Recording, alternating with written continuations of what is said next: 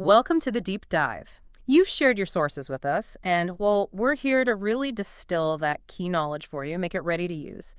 Think of it as your shortcut to getting truly up to speed. Today, learner, we're digging into something that probably resonates with many of you. Okay. How to build partnerships that actually work, especially, in faith-based contexts. Right. Our mission here is to explore the materials you sent over and figure out how structure, faith, and real action can work together for success. We've got a really rich mix here: faith foundations, planning tools, potential pitfalls. Yeah, lots to unpack. And I think we're going to find some genuinely useful takeaways for you. Okay, let's dive in. Absolutely. So one of the first things that really jumped out, I think, is this idea that simplicity, it's actually key for resilient partnerships. Simplicity. That feels a bit counterintuitive, doesn't it? Like, don't we usually think more layers mean more safety? Well, yes, that's often the assumption. But what your sources argue, quite compellingly, I think, is that overly complex structures can actually become brittle. They break easily. Whereas streamlined approaches, the ones grounded in those core shared values, they offer much more adaptability. They can bend without breaking. So stripping it back makes you stronger together. I like that. Precisely. And this connects directly to another big theme: the synergy, the working together of faith and strategy. Right, getting past that idea that they're opposites, that you have to choose one or the other. Exactly. Your sources really push back against that. They suggest that structured planning, when it's really rooted in prayerful discernment, it actually becomes a conduit, a channel for God's provision and for effective action. So it's not faith or strategy, it's faith and strategy. It's powerful, and it paints this picture, like you said, of maybe building a mission blueprint. Right. You want a structure that's flexible, soulful even. Something that supports life and movement, not some kind of rigid scaffolding that's just going to collapse under the first bit of pressure. Like a trellis for a vine, maybe, rather than a concrete bunker. That's a great analogy, yeah. And given, the volatility we see today, funding, landscapes shifting, donor expectations changing, this blended approach of faith and framework is presented as pretty essential, especially in areas like fundraising or support raising. So faith is the starting point then, the cornerstone that inspires the whole vision for the partnership. Definitely positioned that way. It's the spark. But then the question immediately arises: what happens to that spark, that vision, without a way to actually bring it into being? Right. Faith without works. Exactly. And your sources use some really strong biblical examples here. Think about Noah's Ark. It wasn't just wishful thinking. God gave Noah very specific instructions, the dimensions, the materials. Intentional construction, not just good vibes. I remember reading about Nehemiah, too, rebuilding Jerusalem's walls. That took incredible spiritual grounding and some serious practical planning. Absolutely. A massive project management task, really. But, and this is key, that plan wasn't set in stone from day one. There had to be flexibility built in. Like Abraham's journey. He didn't get the full map up front, did he? Not at all. He had to trust and adapt as God guided him, which speaks to the need for flexibility in how partnerships form and evolve, too. And these frameworks, they need to be scalable, I imagine, so you can grow the impact, bring more people in, without losing the heart of it all. Scalability is crucial. And alongside that, a concept that really stood out was relational architecture. Relational architecture. Tell me more about that. It's about being intentional in how you build the human connections, cultivating trust, fostering genuine collaboration, not just assuming it will happen. Your sources point to Jesus's model with the disciples as like the ultimate example. Investing in people, not just processes. And underpinning absolutely everything, the bedrock, is prayer. It's likened to Solomon seeking wisdom for the temple. It's that constant conversation with God that needs to inform and shape all the practical stuff. Okay, so let's zoom in on structure itself for a moment, because there's often this feeling, isn't there, that structure is somehow anti-faith. Yeah, that it's about control. Yeah. That it stifles the spirit, a really common misconception. But the biblical view presented here is quite different. Very different. It argues that structure, when it's designed to serve God's purposes, is actually sacred. Think about the detailed instructions for the tabernacle. Right, incredibly specific. Or Joseph's administration in Egypt, saving a nation through careful organization. Or even Paul's instructions to Titus about appointing leaders. Structure isn't inherently bad. It's about the purpose of the structure. Is it serving the mission, or has it become the mission itself? Exactly. Yeah. Is it scaffolding that elevates life, like that trellis analogy? Or is it a cage that contains it? Proverbs talks about the plans of the diligent leading to abundance. So in God's kingdom, structure is about alignment, aligning with the vision, the people, the Spirit's movement. Precisely. That alignment is what ensures sustainability, scalability, and that the partnership actually honors the people involved, their souls. Okay, so structure gives the how, but it doesn't provide the why or the energy. That comes from faith. Right. Structure alone is just an empty shell. Faith is the vital thread, the animating force. And how do the sources define faithful partnership? It's defined as essentially believing God can and will work through flawed, ordinary people. Like Paul and Barnabas, different personalities, different approaches, maybe even some friction, but united in calling. And building that kind of partnership takes more than just shared goals. Oh, much more. It starts with that prayerful discernment we mentioned, Yeah. but it grows through mutual trust, really listening to each other, being willing to surrender personal agendas for the bigger picture. Holding plans loosely, but convictions tightly. That's a powerful idea. It is. And this faith empowers people to step up, even in roles they feel unprepared for. Trusting God equips those he calls, often through their partners. But again, faith needs action. Absolutely. Faith without works is dead, as James says, and structure without movement is just static.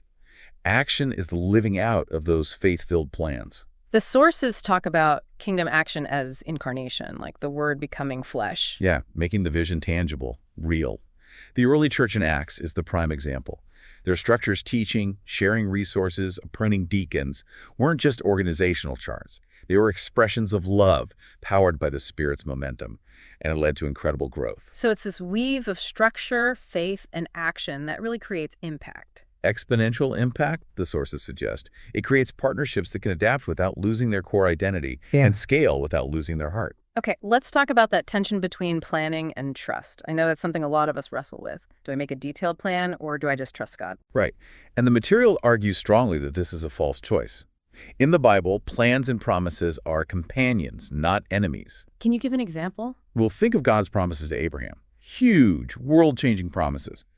But Abraham still had to do things. He moved, he negotiated, he planned his household's journey. Or Nehemiah again?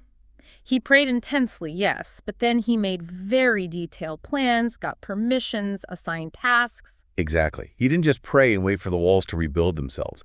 Our plans, when they flow from that prayerful place, are actually our stewardship of God's promises. It's how we responsibly act on his call. So planning requires organization, but also reverence. We're partnering with God, not trying to control him. Beautifully put. And this leads naturally into some really practical principles for building partnerships that last. Okay, let's hear them. First, start with shared values, not just shared goals. Goals might shift, but values are the anchor. Makes sense. What else? Build adaptive frameworks. Use principles to guide you, not rigid processes that can't handle the unexpected. Think flexibility. Okay, principles over processes. Got it. Practice mutual submission. True partnership isn't about hierarchy. It's about humility and valuing each other's input. That's a tough one sometimes, but crucial. Definitely. Then there's the rhythm. Pray often, plan diligently, act boldly. It's a cycle. Pray, plan, act. I like that rhythm. And finally, reflect and recalibrate regularly. Check in, see what's working, what's not, and adjust course together. Don't just set it and forget it. Constant learning and adapting. Okay, these are great. Now, there was this recurring theme of structure that serves. Can we unpack that a bit more? Yeah, this is a really foundational concept in your materials. It's about reflecting God's own nature, which is both ordered and creative. So as image bearers, our structures should reflect that. Exactly. Structure should be a servant, not an idol. It needs to be flexible, responsive, rooted in God's character, which is ordered, yes, but also deeply relational and dynamic. Like creation itself. Yeah. Or the law pointing towards Jesus. Or the church as a living body. All great examples used in the sources. They contrast these rigid structures, the kind that can stifle life, with redemptive frameworks that actually support and enable God's work. Like the early church again. Fluid but functional. They adapted constantly. The sources highlight biblical patterns of this structure that serves. The tabernacle, designed for God's presence on the move. Jesus' relational approach, investing deeply in a few, the organic growth of the early church. So what are the core principles of this kind of kingdom structure? Your sources boil it down to a few key things. It has to be purpose-driven, always serving the mission. It needs to be people-oriented, valuing relationships, flexible, able to follow the Spirit's lead, and scalable and sustainable for the long haul. And how does this apply practically in, say, a church or a mission? Well, for a church, it might mean designing leadership pipelines that actually empower people for ministry, not just fill slots. For missions, it means clear agreements based on shared vision and mutual accountability. Even personally, it applies to how we manage our time or practice Sabbath, structuring our lives to make space for God. So we're building frameworks for divine encounter, not just monuments to our own efficiency. That's the heart of it, which leads nicely into the next layer. Thinking deeper. Reframing structure as a vessel for vision. Like that trellis idea again, supporting the vine. Exactly. Kingdom structure always serves the mission. It's never the mission itself. Think of Jesus forming the 12 pans. The structure served the purpose of discipleship and sending. And the tabernacle principle, what's that about? Presence before plans.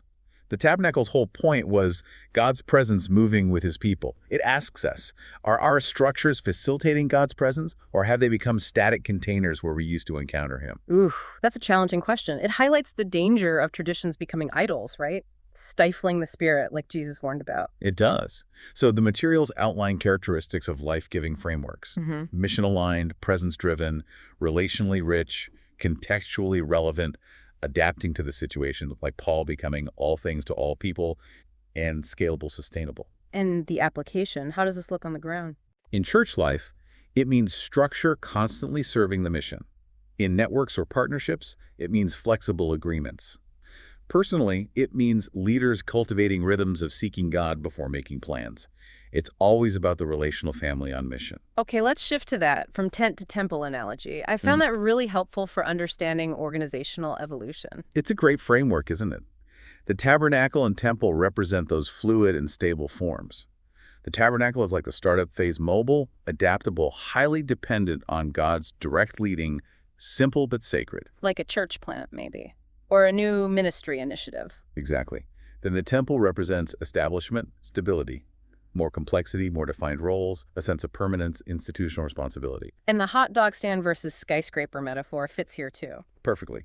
The hot dog stand is that early stage lean, relational, maybe a bit messy but agile. The skyscraper is mature with complex internal systems, defined roles. And the warning is crucial. Don't try to apply skyscraper logic when you're still running the hot dog stand. Right. You'll just create bureaucracy and kill the energy. The big challenge is navigating that transition from movement to management. It often means letting go of things that worked in the tent phase, but aren't right for the temple phase. Jesus' ministry started fluidly, but then he gave instructions for establishing churches later on. So leaders need to diagnose their season, design structure accordingly, build for the spirit, not just safety, lead through change courageously, and keep revisiting the blueprint. Okay, so as we're building, whether it's a tent or starting on a temple, we need to avoid common traps. What did the sources highlight there? Several key ones. The overarching principle is that structure should follow mission, relationship, and clarity. Get those right first. Don't build the structure before you know what it's for or who's in it. Psalm 127. Unless the Lord builds the house. Exactly. Trap 1. Overstructuring too early. Imposing complex systems before vision and trust are solid. Think about Jesus' movement. It wasn't built on bylaws first. Right. The structure emerged as needed, like appointing deacons in Acts 6 when a specific problem arose. Precisely. Trap 2.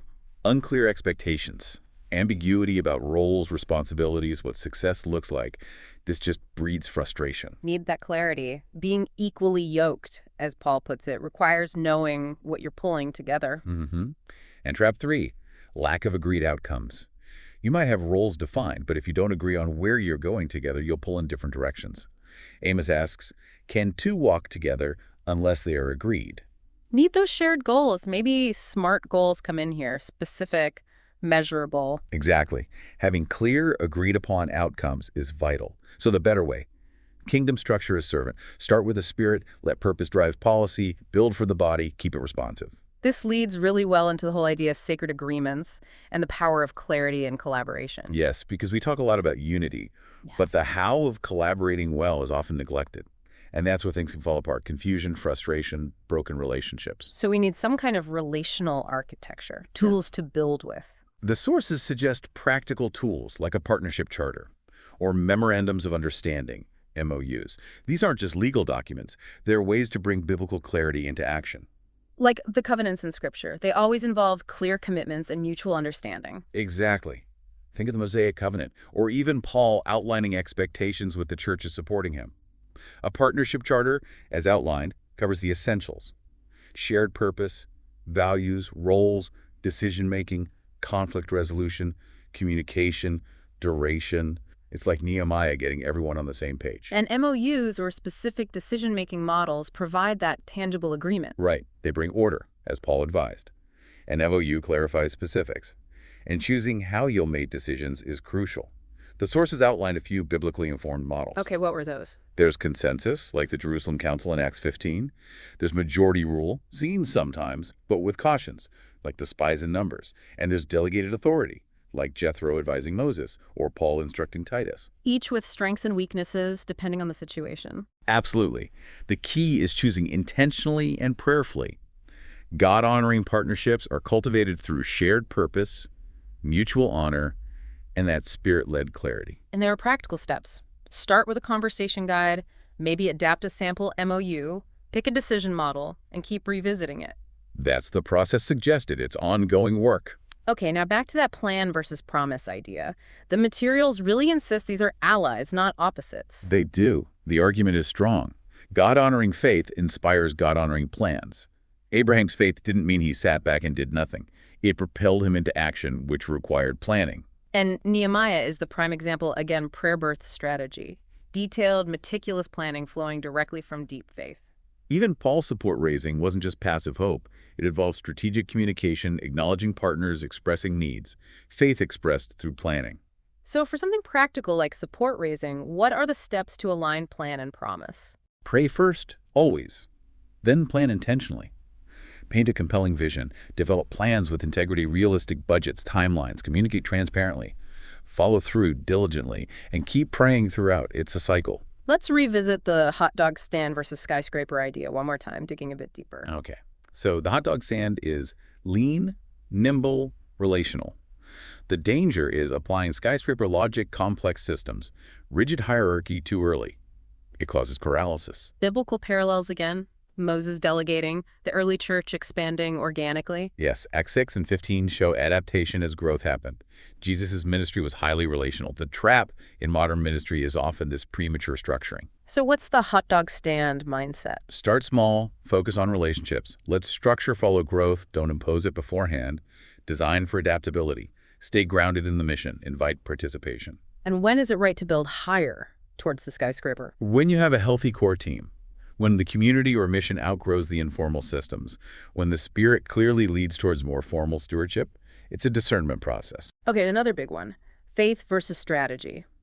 You mentioned it's a false dichotomy. Let's break that down. Right. The tension between the God will provide camp and the we need a strategy camp is often unnecessary.